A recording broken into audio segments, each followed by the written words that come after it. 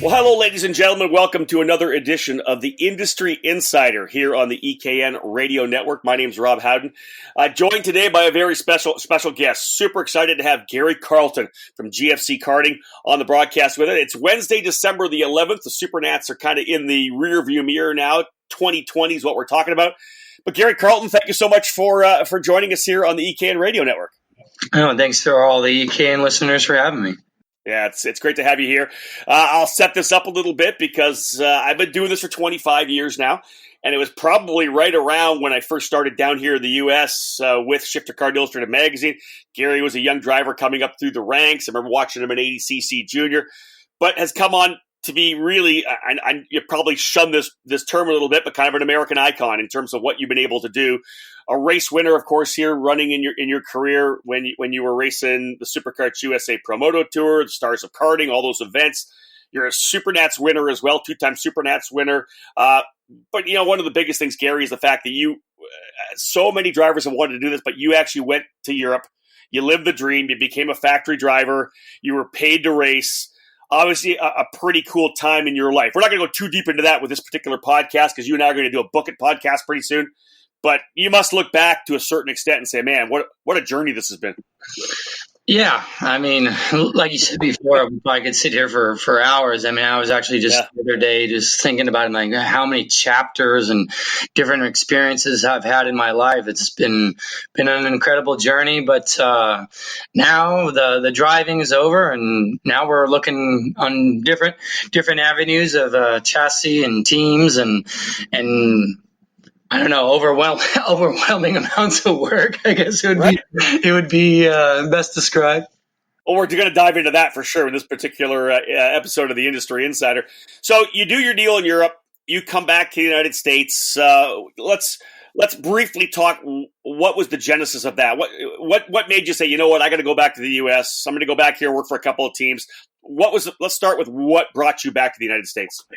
Well, that's kind of a long story, which we can tap into in our next deal. But I was deported. All right, well, be real. I like that. Okay. Yeah, I was deported. I mean, obviously, if you live somewhere illegally for a long time, you might get caught. But okay. I was caught. And then, that kind of just changed things up for me. And honestly, it was kind of at the right time because I was already thinking it's kind of over where I was and, the situation I had going on in my life. So it kind of rolled into it at the end of 2008. No, 17. I was running with IPK. I did the Super Nationals with Craig Bell and IPK. And then after that race, I did the Granja 500 with Rubens Barrichello. And that was kind of like my last bucket list race to do. And I ended up doing it and actually ended up winning, which was really cool. And it was already, in those months, I thought, I want to do my own kart. It was always a dream of mine to see a kart, with bearing my name, bearing my design and everything. So I just started. I started getting things together, calling different manufacturers, getting designs together. And, right after that race in December of 2017 in Brazil, I designed my first 125 shifter chassis. And then, I started talking with manufacturers, had different manufacturers building me go-karts, different manufacturers building me hubs, spindles, anything under the sun. And then I had it started shipping into my house and, set up a shop here in my house. And once the material got on my doorstep, I built it and I started testing it. And then by the end of 2018, we showed up to Rock to Rio and in end of October, and I had a go-kart, I had a racing team, and we started. Hold on, that's got to be a little bit surreal. Like, let's be real. I remember being a kid when my dad ran stock cars, right? And I would try to design my own chassis. I read all about triangulation with super late model chassis and stuff. But to actually go from being, the factory driver for a team, doing the due diligence, doing the stuff you did in Italy, living that chapter, as you said, of your life, but then you actually come over here and there's a lot of guys that have race teams and shops, and they pick a brand, whether it's OTK or Burrell or CRG or whatever it may be, right? They pick some. You decide to go in the other way. You want to have that your name on a chassis, your design. When you were in the shop and you started to put those carts together for those races at the end of 2018, what was your mindset? Like, it just seems to me like it would be so surreal that you are building a cart that you designed. It's going to be your livery on it, your decals. It just seems like it would be surreal to me. To be honest, Rob, like I guess I've never been one of the guys that will sit back and look at that moment like, oh, what's happening? And he's just like, well, probably when I got the go-kart. Probably like I do with everything. The go-karts came in a box, I ripped open the box, and my mindset was, okay, well, let's get this thing built. Let's see, maybe it's what's wrong or what's right and this and that. And then we got to get to the track because, obviously probably the first swing of the bat won't be the perfect way. So, I got to get this done so I can get on to the next deal.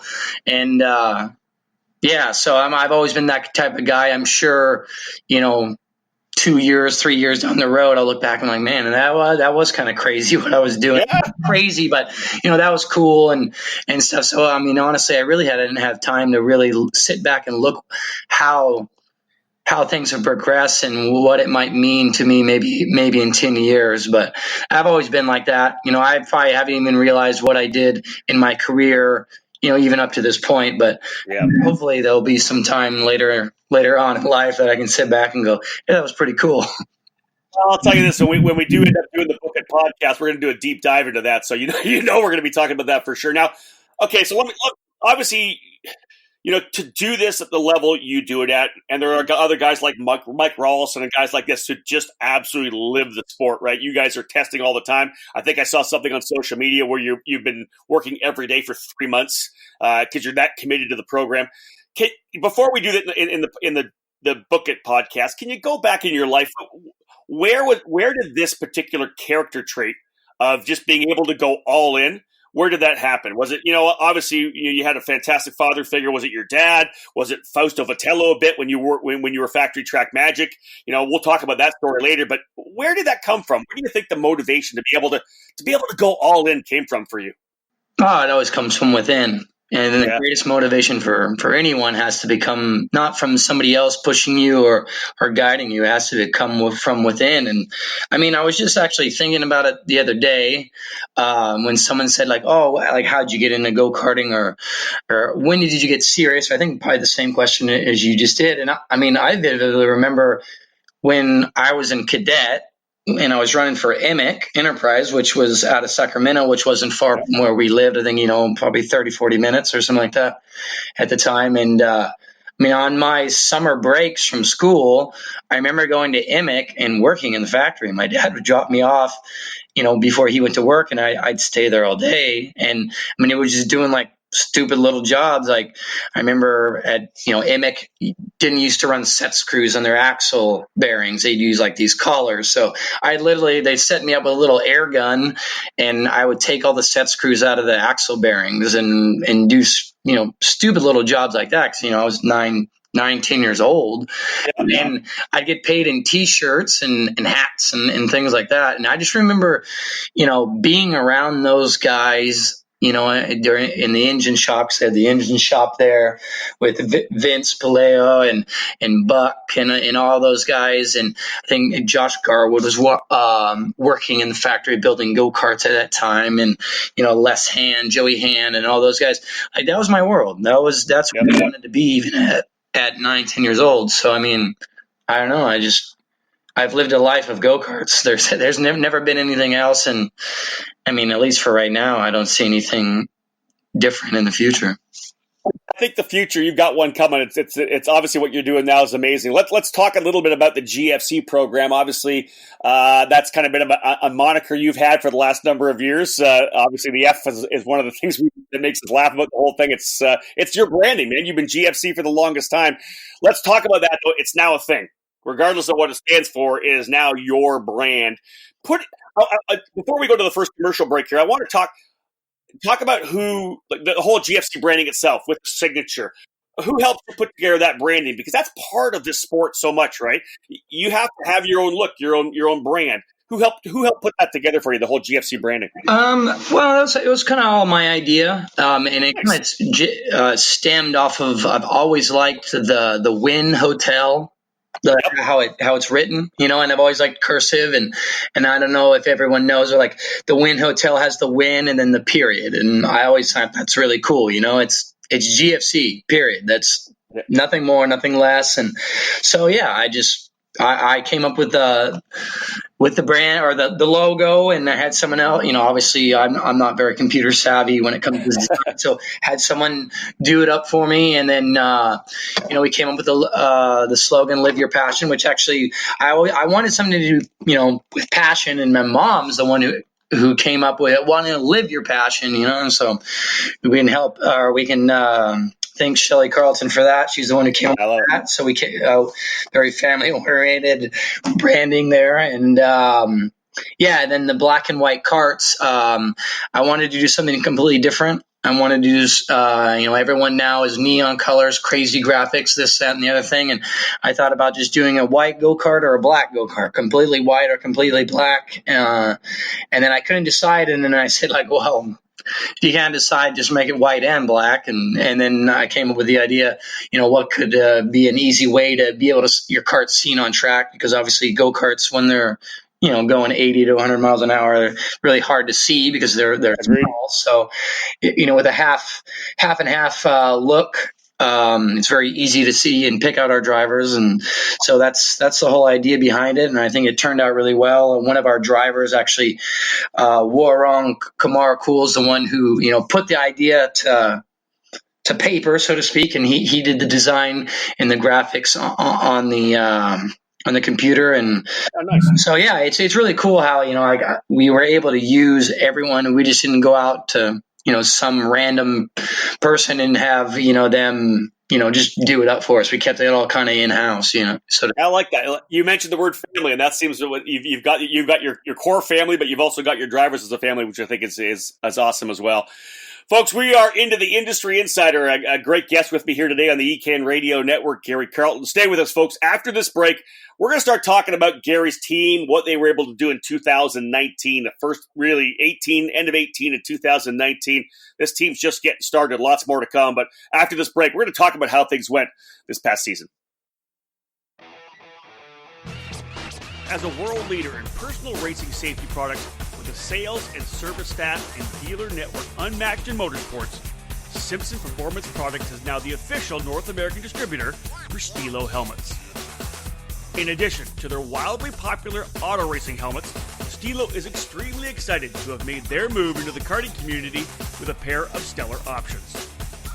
Stilo has two helmets designed and manufactured specifically for karting: the Stilo ST5 CMR 2016 for kids, and the Stilo ST5 Kart Snell K 2015 adult karting helmet. The company's karting helmets are directly derived from Stilo's auto racing helmets that are so popular at the top levels of racing. Drivers rave about the superior comfort levels, as well as Stilo's lightweight construction and unparalleled field of vision, a crucial attribute for karting. For more information on Stilo, check them out at simpsonperformanceproducts.com/Stilo or by following them on social media at Stilo USA.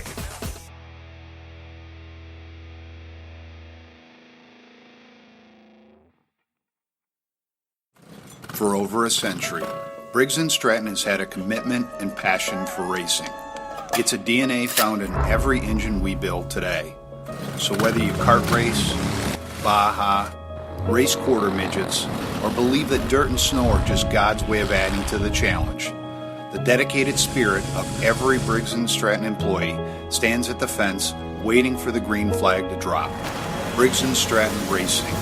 What powers you? Welcome back to the ECAN Radio Network. My name is Rob Howden, joined today by Gary Carlton, the American icon from GFC Karting. Team GFC, his own eponymous chassis brand. Obviously, one of the things that we find super cool about the 2019 season, this has kind of really shaken up the industry a little bit. There's a guy that's been in the sport for a long time, puts his name on his own brand, puts his name on his own team, and goes racing. Gary, let's talk about that now. Let's talk about 2018. You guys obviously at the end of the season came out strong. You had a pretty good run to start the GFC program. Then we'll move into 2019. First, talk about those races in Las Vegas in 2018. Leading up to it, I mean, it was pretty crazy. I mean, in the sense of, we launched the branding. I think it was around somewhere around September, mid or in September, but it was the whole thing okay, now we got to go race in Vegas and we need everything, I need absolutely everything to go racing. I mean, I started the beginning of 2018 with a toolbox, with a little fold-up toolbox. I mean, I didn't own anything. I mean, I've been living in Italy for how long? I don't know. I remember even how long in Florida and everything else. I had nothing. So I started from absolute zero to owning a car brand, owning a race team, and gathering up all the material to do that. Vans, everything. Just think of tents, everything. Yeah, absolutely everything. So, it was a lot of work and a lot of long hours, a lot of long days. But I've been in the industry for so long and worked with the best teams and saw it wasn't like anything new. It was going out and knowing what to do and knowing how to run a race team was the easy part. It was just finding time and just grinding it out, so to speak. So it was really satisfying though, knowing that we showed up to the first race and we weren't missing anything. We weren't running around the paddock, it was actually kind of cool. I had a lot of, well-respected and, long-standing teams come up and needing things from me or, going, wow, that looks really cool. Even I remember the factory Tony Kart guys came into our tent and they're like, man, this looks really good. You have everything that you need. This is, good job. So it was cool. And they came over and checked out the go-karts and, complimented on the livery and everything. So when you have guys like Artie Go and Alberto from Tony Kart come up and say things like that, from the leading race kart manufacturer in the world, that's a huge compliment. How about the success that you were able to have in Las Vegas? That must have been something that all that hard work you put in to be able to have the success you did. Talk about that a little bit and how that kind of made you feel moving into 2019. Well, if anyone was around me in the stands, I was literally screaming on the top of my lungs, and it was one of those things. You just you have months and months of work and hard work, and then you get paid for it right away. The emotion kind of comes out tenfold. So it was cool. Not to sound, arrogant or however you want to say it, but I came into that race kind of expecting to do well. It wasn't like I just threw a go-kart together and tested it and said, okay, we'll go to the first race and see how it goes. I knew from my testing that I did, for months and months on end that the product was good. I knew we were going in with a product that could win the race. And then, our alliance with Swede Tech Racing Engines, has always been top notch. And I knew our engine program was going to be the best on the grid. And so I was going in expecting, to do well. But obviously to do well and to show speed is one thing. And, to win the race is a whole nother aspect. But yeah, it was probably go down as one of the more memorable things that's ever happened to me. And, it was actually more satisfaction in me even winning a race, to be honest. That's interesting you say that, because that was one of the questions I was going to ask. You transition yourself from being a driver to a team owner. I was going to ask, what's the feeling of success? When you win the race yourself, you're on the track, you get that cool down lap, you've won.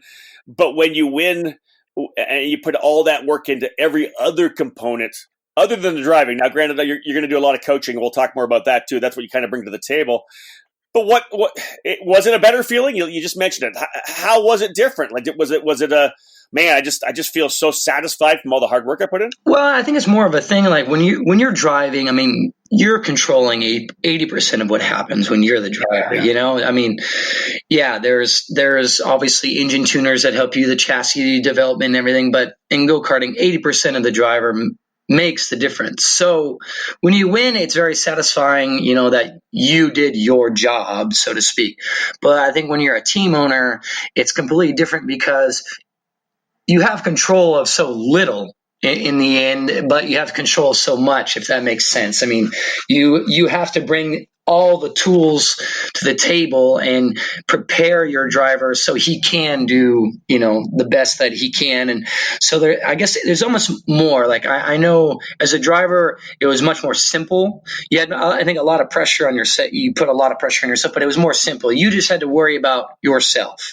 And sure, but be worrying about yourself is, I think, a lot more pressure, and there's a lot more aspects and the thing that go on. But you only have to focus on one thing. When you're a team owner, you have to focus on a million different things at once and try to do it with everybody, on the team, not just one single driver and then mechanics and, everything else. I mean, there's just so much to do and put into it. So it's a completely different satisfaction to know that you've managed all those things and you were able to give an opportunity to a driver to be able to win. As in a driver, you just have to focus on one thing, and you just, if you can do the job, you can do the job. And if you can't, you can't.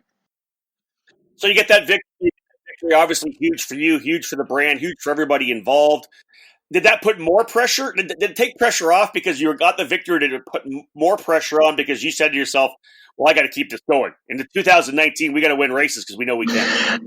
No, it took a lot of pressure off because you can basically, as a team owner and a brand, you can, people, like we said, the driver makes 80% of what happens, in my opinion. And if the drivers are not doing their jobs or maybe struggling a little bit, I mean, it's very easy. You see drivers do it all the time, that they put the blame on the material. And with having win right off the bat, you can kind of go like, guys, how bad can it be if we just won with in our first race? But that's true. Yeah, that's true. And me personally, I've always been really self-motivated. I don't need motivation of, okay, now we got to keep the ball rolling. I mean, if we would have finished last or we finished first, the motivation is always there to push 100% to always be better. So, I mean, it didn't really change how I looked at the program or proceeded forth. It was just more, okay, now we can say we have a winning cart, which is always good. And then, but I mean, the end result, the end task is always the same. It always, even though it won, I mean, it needs to be better, and we need to develop, and we need to push for the next race because you're only as good as your last race. I totally agree with that. All right, so let's look at the 2019 season. Let's kind of review it a little bit, Gary. What are some highlights? What are some lowlights? When you look back at 2019, your first full season as a team owner, you've got drivers under the tent, you're building your brand, you're a race team. What were the highlights of 2019 for you? The highlights, it was just my customer base. I mean, I believe a team is only as good as the customers that are on it. And the people that were underneath my tent were just absolutely amazing, with the amount of support and the camaraderie. And it really had a team atmosphere. So, I mean, that's my highlight, honestly, just being able to work with all the results obviously I think were really good. But I mean, to me, it was just the team atmosphere and having the people, have that pride that to be on my team, that they showed, they had a lot of pride being on my team. And, it was like, I don't know how to even describe it. I mean, I guess I'm not very good with words, but just to see how proud they were to be on my team and show on social media and tell me that, they loved being on my team. That's more reward than any results that we can get on track, in my opinion.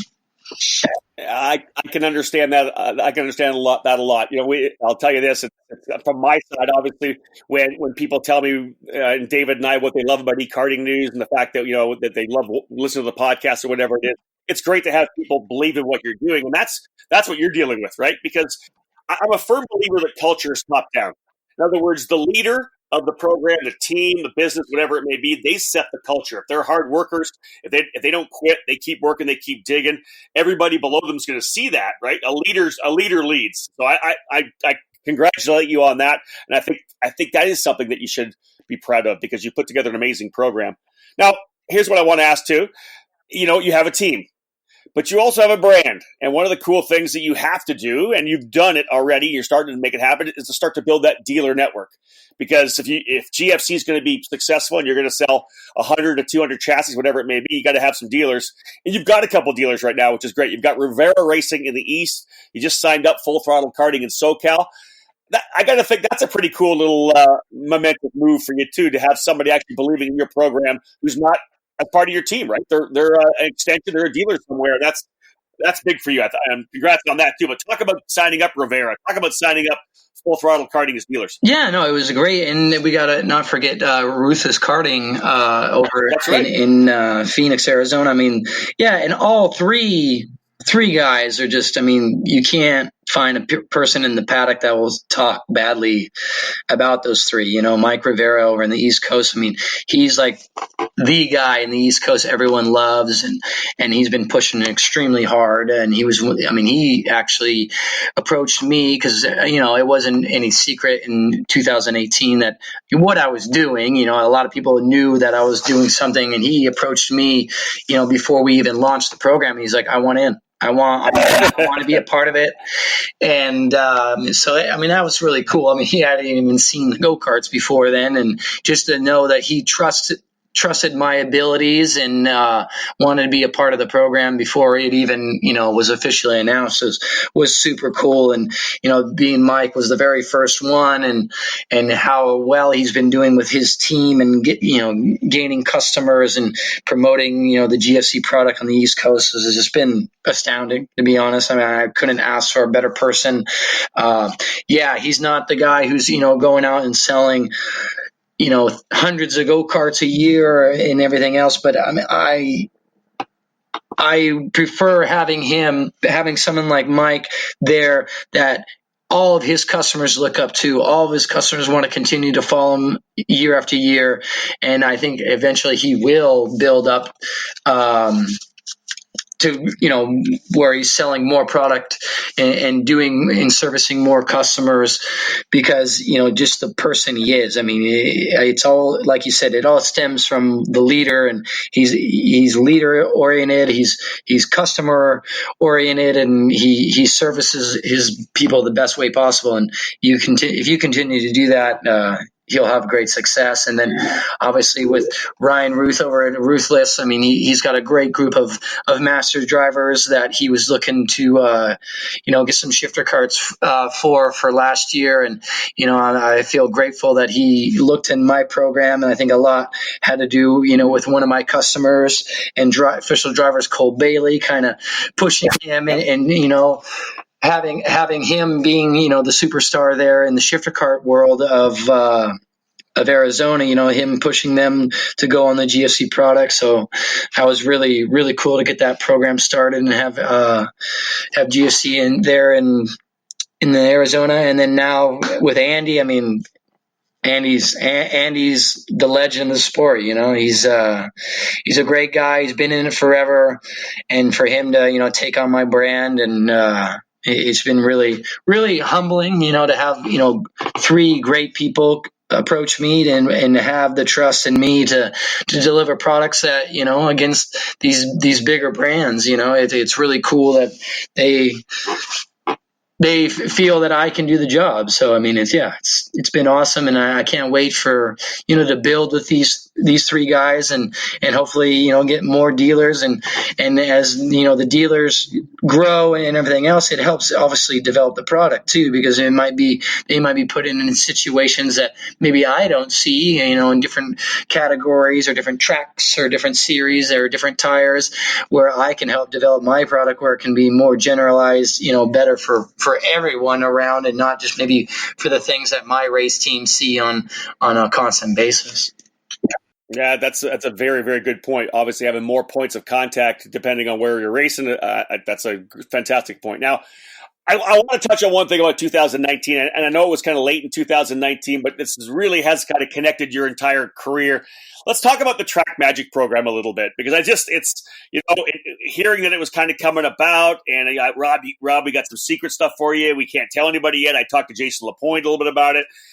The Track Magic program obviously was this iconic program back in the late 90s and early 2000s. You were the final factory driver. We obviously lost Fausto Vitello of a heart attack back in the mid 2000s. He was the guy behind it. He was the founder. He was the culture. You talk about culture. Fausto Vitello was culture for skateboarding, and he brought a lot of that culture to shifter kart racing as well. And that never-ending desire to be better and to beat the European factories, whatever it may be. But the Track Magic name came back. The black and yellow. A bunch of former Track Magic owners end up getting out of the racetrack. They start a Facebook group. This thing starts to morph. Factory drivers coming back in, and all of a sudden there's a desire to build 10 Track Magic karts through you. Talk a little bit about that, Gary, because it just we were part. I had a chance to be part of some of the excitement at the Supernats. Just what an amazing thing.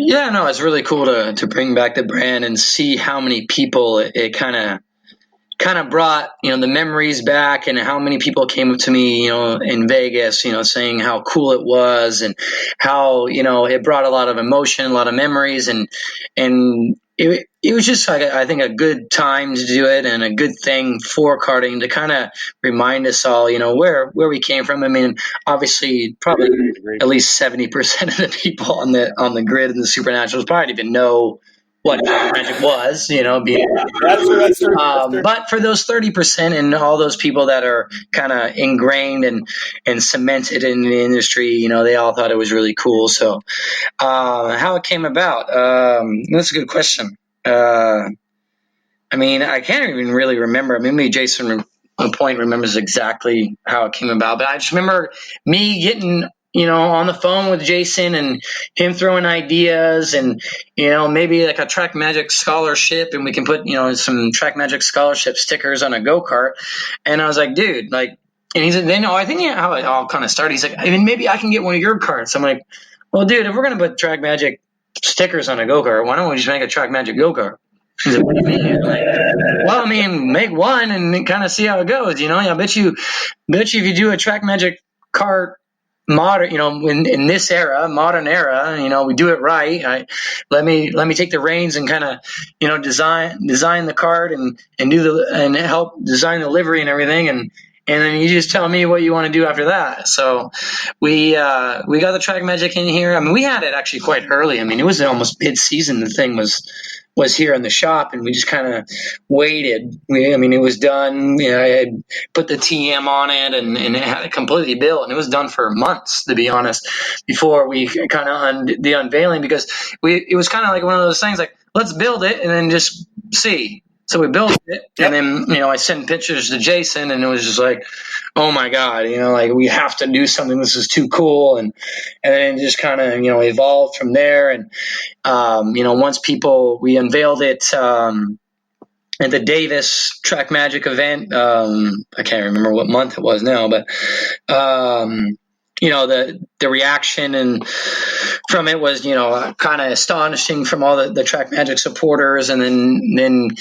Jason had the idea. He's like, dude, we can't build something this cool and not race it. So I was like, okay, well, let's go find a driver and race it. I mean, it's just that easy, right? I mean, so yeah, it just kind of all morphed, and it wasn't, a business plan. It wasn't like we sat down and, ran numbers and, okay, how can we sell this? How can we make this a market of go-karts? It was just like, let's do something cool in the end. And it's a passion project. Yeah, right? exactly. I mean, it was just like, let's build a cool go-kart, a badass go-kart, we're in Track Magic, and then now, and now it's 10, and now we sold the 10, and then, not giving away anything, and we're still finalizing the details, but it's gonna be, let's say a project, or I guess a perfect word would be a project for 2020 that we're working on, and we should have finalized here in the coming weeks, and we'll be able to announce here on eKarting News,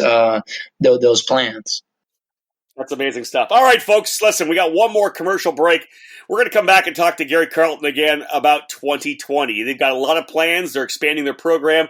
This is a team, a brand that hasn't been around for 2 years yet, and they've already had some amazing success. And it's, again, part of this storyline. Man, Gary called it a bunch of different chapters, but this is definitely a new chapter for Gary. We'll talk more when we get back here on the EKN Radio Network.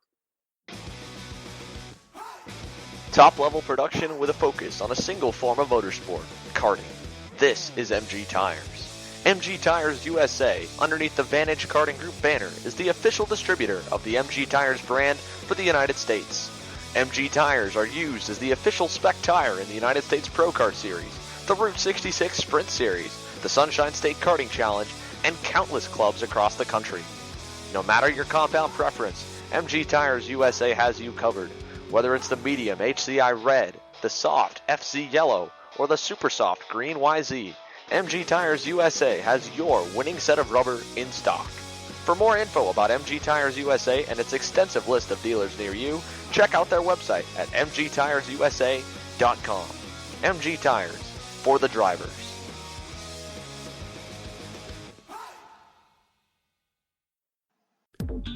Cometic Gasket is a leading worldwide supplier of gaskets and engine sealing solutions for karting, automotive performance, power sports, original equipment, and the remanufactured engine industries. Cometic karting gaskets are available as OE replacement top-end kits or as individual gaskets and seals. Just like competitive karters, Cometic can operate on the fly and has a unique capability to customize any gasket to meet specific engine requirements and clearances. All of Cometic's fiber materials are asbestos-free and do not require any additional sealants. Viton oil ring cylinder head seals are used in each 2-cycle kit, and Cometic's 4-cycle engine kits feature only the most advanced multi-layer steel head gaskets. Cometic can tailor to engine builder-specific needs through bulk ordering and packaging flexibility. Cometic gaskets are must-haves for championship-winning teams across multiple disciplines of both professional and amateur motorsports. Cometic Gasket, sealing championships since 1989. Welcome back to the EKN Radio Network. My name is Rob Howell. This is episode number 30 of the Industry Insider. It's Wednesday, December the 11th, 2019. And my guest today, Gary Carlton from GFC Karting and Team GFC.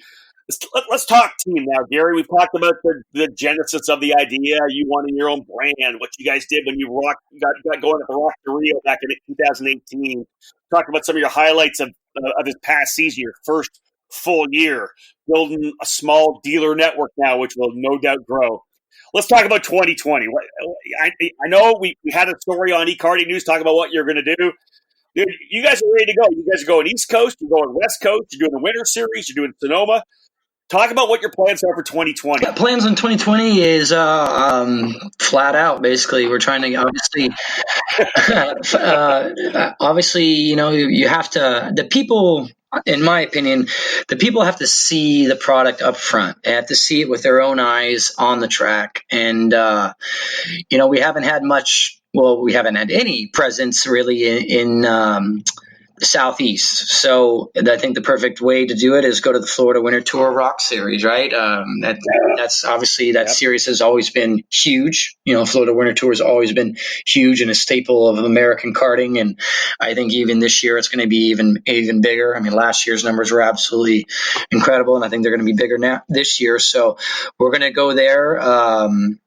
Have our team there, and what we've done, luckily now that we have a dealer, Rivera Racing in the East Coast, he will also be going to all 3 of those races. So we've teamed up with Mike Rivera to service our customers and have our race team and do the Florida Winter Tour out there and try to show presence, in the Southeast, and hopefully we can generate business in that area and, show maybe a different customer base, our product, in the flesh and on track, and so they can see it with their own eyes. And then literally the weekends right after, I'll be flying back from Florida and then jumping right in my rig and taking it to all of the Andes races for the Challenge of Americas.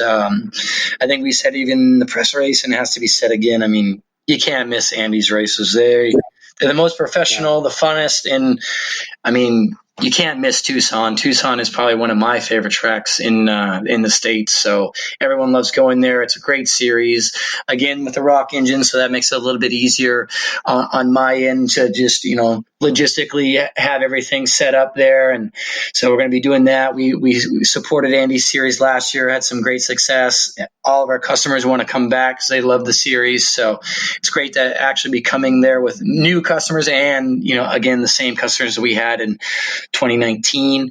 And then we'll kind of shift our focus from those two series when they end to more of our local style stuff here in California.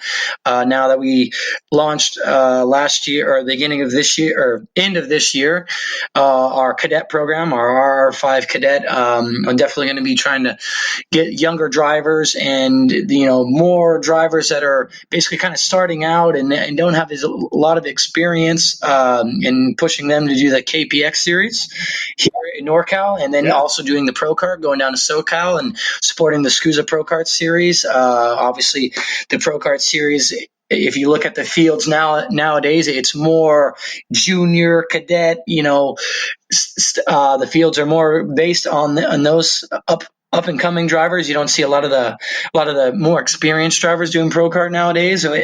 So we're gonna. It's kind of cool how we have it set up where we do the Florida Winter Tour and the COTA series, where we have a lot of more experienced drivers, let's say, shifter style drivers, senior drivers, and then we can shift our focus then in the middle of the year to the younger drivers, to the cadet drivers, to the KA 100 style drivers. And then I'm sure, obviously, we'll have senior drivers and more experienced drivers doing those series. But I kind of have different groups of customers, and I can group them into those series, and hopefully we can kind of develop a little bit of a ladder system, so to speak, inside the team, where we focus on certain series with the lower level or lower experienced drivers, and then as they get more experience and grow, and if they decide to grow within our team, then we already have a set system and to go along with the shifter car racing or the senior ranks, and move them over into their respected series. And then obviously, being close to home, there's always the Sonoma Rock series that we'll be supporting, like we did last year. We have a bunch of good customer base to do those races, and that series has been growing quite rapidly. Actually, I think some of their best numbers were at their last race in October, which is kind of a anomaly in most series. So definitely have a full plate. We'll definitely be looking at also doing maybe some Pro Tour selected races, being if our customers want to go to those. I mean, I'm always based my team. I don't try to push anyone to go certain avenues. Obviously there's kind of two separate engine platforms now, and I just go where my customers want to go, and right now we've kind of based off what my customers are right now. We've based off our program off of those series, and then obviously no one misses out in the two Vegas races at the end of the year, and I'm sure there'll be some one-off races, maybe some Rock Fest stuff. I mean, I think everyone in the industry right now kind of just goes where the customers go, and they kind of see as the year progresses. I mean, everyone's kind of on the fence about some races. Everyone gets on Facebook, okay, who's coming, and then when we get a good base group of drivers that say, yeah, we're going to go do this race, we usually all end up loading our stuff up, and we see each other at the track. So obviously a great customer base through 2019. You go into 2020, you've got all your customers. Do you, like for the Florida Winter Tour, Challenge of the Americas, do you have room for Arrive and Drive guys? Is there spots under the tent for guys if they want to join? 100%. We're still taking applications for our team, and we obviously, just like any other team, and we're no different. We don't make you do one program in the sense of it's not only Arrive arrive and drive. If you have your own stuff, obviously we only support people underneath our tent that are on the GFC product, but it doesn't necessarily mean, it has to be arrive and drive. We can cater to all different types of programs, being if you want to bring your own engines, your own mechanics, or we can supply engines. I mean, we're very elastic in the sense of trying to make every program and work for, and cater to each driver the best way possible. But yeah, we're still taking in the applications for Florida. It's getting really tight on time. I mean, just looking at my calendar, kind of not stresses me out, just kind of kicks me into gear. Like, wow, it's now. I know it's now. It's crazy. Now, it's like with Christmas break and everything, we're all literally looking at within 2.5, 3 weeks we're in Florida. So if anyone is interested in the Florida Winter Tour, please contact us now. Let's do it now. Don't wait. Hey, listen. Hey, I want to wrap up with one thing before we cap off this edition of the Industry Insider. Just listening to you talk, and I love hearing that there's obviously planned growth, right? You understand that it's not just about national racing. You've got your club program at Rock Sonoma. You're working with the kids. You got the new Cadet RR5, which is great. In the article that we did on GFC, we didn't go deep into it, but there was a little teaser at the end talking about the GFC Young Driver Development Program. I'm going to ask you now, as a coach, as a guy that's been through this, from working at nine years of age at Emmett to factory driver to now at your own team owner with a brand, what's the Young Driver Development Program about? That sounds super exciting to me. Well, the thing is, I've been really fortunate to go so many places and be able to be subjected to so many different things that maybe a lot of drivers and maybe teams that don't have that same experience. When I was living over in Italy, I mean, I started working with sports psychologists and sport trainers and people that, train Formula One drivers, and how to mentally prepare yourself and not to go in too in depth. Obviously, we don't want to give away, in any of our industry secrets, but what I'd like to develop with the GFC Young Driver Development Program is a more broad spectrum of ability training and not just trying to go fast around a track. I mean, what we would like to do is bring drivers into our shop and basically live the karting world and learn how to train yourself mentally, learn how the technical side of go-karting, learn how to work on your go-karts, and learn everything else that goes around and how to manage a race weekend, because it's so much more nowadays than just hopping in the go-kart and knowing how to drive fast. And especially with all these young kids that have bigger aspirations than just doing go-karts, they'll have to learn it, going into the car racing world, because it's just so much more than just going fast on the track, as we all know. Very true. So if we can help them, and it's all like how we started this conversation or this podcast. It all needs to come from self-motivation. I will take drivers if they have the self-motivation and want to do it. I will give everything that I have to help them get to the goals that they want to reach. But if they don't have the self-motivation, I mean, they only get as far as their motivation will let them. But for the motivated drivers that want to experience and take my knowledge and take my experience that I have gained over this 24 or 25 years I've been in go-karting, I'm come in with open arms, come to my house, come to my shop, be at a level that I took it throughout my career, being in the shop, working on the go-karts, going places, that you don't want to go, like the gym, and learning how to meditate and learning how these, do these strange things where you're learning how to balance your equilibrium while your eyes closed. And we have so many different things that have helped. I've taught my drivers and that have really helped me throughout my career, that I'd like to give to my young drivers and basically make them more rounded drivers and more complete. I always use the term complete driver, not a fast driver, but a complete driver. And I can guarantee anyone at any race, a more complete driver will beat just a fast driver every time. So that's what we're striving to do. And, I'd love to go into the detail and everything, but then I don't want everyone listening to this podcast learning what we have. Don't give your secrets. Shameless plug, right? On the GFC Young Driver Development Program to learn what we have to offer, right? Gary, I'll tell you, man, it's a journey that I've enjoyed watching. Obviously, over the 20 years that I've had a chance to see you through the Supernats, through all those Stars of Karting days, everything you did in Europe, of course, and now to see what you've done now. You've become a businessman, an entrepreneur in the sport. You kick ass on social media. I'll give you props on that as well. I can tell that you're all in, and just the fact that, like you said, like on social media, 3 months of straight work. You may not get a breather until you get around to the Florida Winter Tour, but I just want to say, on behalf of myself and David at EKM, we're very proud of you. You've done a fantastic job. And good luck in 2020, bud. It should be fun.